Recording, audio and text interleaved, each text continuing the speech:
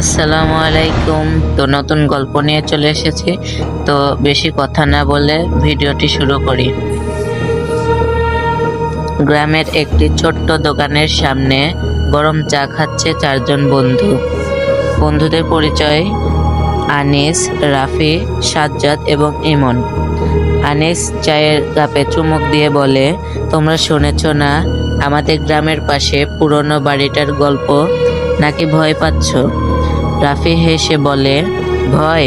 আমি কোনো ভূতের গল্পে বিশ্বাস করি না, সবই মানুষের বানানো কথা।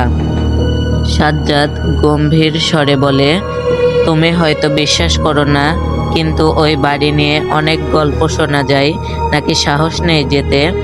তখন ইমন বলে, কেন যাব না, চল আমরা আজ রাতেই সেখানে যাই, দেখে আসি কি আছে। আনিস খিলখিল করে হেসে বলে, তাহলে ঠিক আছে, আজ রাতেই আমরা যাব ওই বাড়িতে। যদি ভূত থাকে তাহলে নিজ চোখেই দেখে আসব। রাত গভীর। চারজন বন্ধু মশাল নিয়ে বাড়ির সামনে এসে দাঁড়ায়।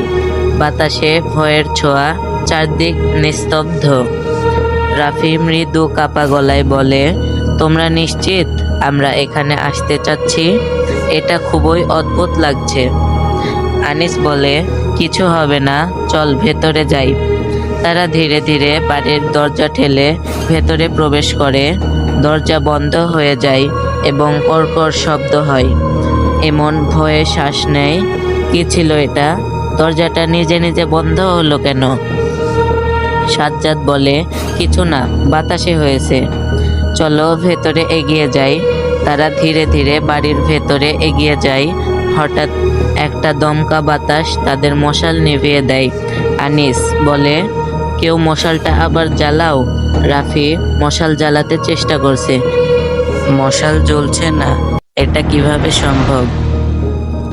বাড়ির ভেতরে একটি ঘর থেকে হঠাৎ বেরিয়ে আসে এক বৃদ্ধ, চোখে মলিন আভা। বৃদ্ধর নাম হলো কবির। কবির বলে, তোমরা এখানে কেন এসেছো? এই বাড়ি অভিশপ্ত। আনিস চমকে ওঠে এবং বলে, আপনি কে? এখানে কি করছেন? কবির বলে, আমি এখানে আটকে আছি বহু বছর ধরে। যে একবার এই বাড়িতে ঢোকে সে আর কখনোই ফিরে যেতে পারে না। সাজ্জাদ বলে, এটা কেমন ধরনের কথা? আমরা বের হতে চাই, আমাদের বের হতে দিন। কবির মৃদু হেসে বলে, বের হতে চাইলে তোমাদের এই বাড়ির সত্যি জানতে হবে। অনেক বছর আগে এই বাড়ির মালিক ছিল একজন জমিদার। তার সাথে ঘটে গিয়েছিল এমন কিছু যা এখনো এই বাড়িকে ছায়াময় করে রেখেছে। বৃদ্ধ তাদের বসতে বললেন, তারপর গল্প শুরু করলেন। কবির বলে, অনেক বছর আগে এই বাড়ির মালিক ছিল জমিদার হরিলাল। তিনি ছিলেন অত্যন্ত নিষ্ঠুর। গ্রামের লোকেরা তাকে ভয় পেত। একদিন গ্রামের কয়েকজন দরিদ্র মানুষ তার বাড়ির সামান্য জমি চাইতে এলো। জমিদার তাদের নিষ্ঠুরভাবে ফিরিয়ে দিলেন এবং মেরে ফেলার হুমকি দিলেন।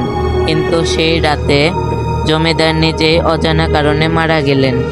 রাফি বলে, এতে তো কোনো ভৌতিক ব্যাপার দেখছি না। কবির গম্ভীর স্বরে বলে, শুনে যাও। জমিদার মারা যাওয়ার পর তার পরিবারও একে একে মারা যেতে শুরু করলো। কেউ জানতো না কিভাবে, কিন্তু গ্রামে সবাই বলতো জমিদার আর তার পরিবার অভিশপ্ত হয়েছে। সেই থেকে এই বাড়ির ভেতরে কেউ গেলে আর ফিরে আসে না। তাদের আত্মারা এখানে বন্দী হয়ে আছে। চার বন্ধু ঘাবড়ে যায়, কিন্তু পালানোর জন্য ওঠে দাঁড়ায়। আনিস বলে, আমরা এখান থেকে বের হতে চাই, আমরা আপনার গল্প শুনতে আসিনি। কবির বলে, তোমরা এই বাড়ির সত্য জানো না, কিন্তু যখন জানবে তখন অনেক দেরি হয়ে যাবে। ইমন চিৎকার করে বলে, দরজাটা কোথায় গেল? এটা তো এখানে ছিল। সাজ্জাদ, আমরা ফাঁদে পড়েছি, এখন কি করব? কবির বলে, কিছুই করতে পারবে না। জমিদারের আত্মারা তোমাদের ছেড়ে দেবে না। তারা সব সময় নতুন আত্মাদের জন্য অপেক্ষায় থাকে। আনিস বলে, তুমি আমাদের সাহায্য করবে? কিভাবে এখান থেকে বের হওয়া যায়?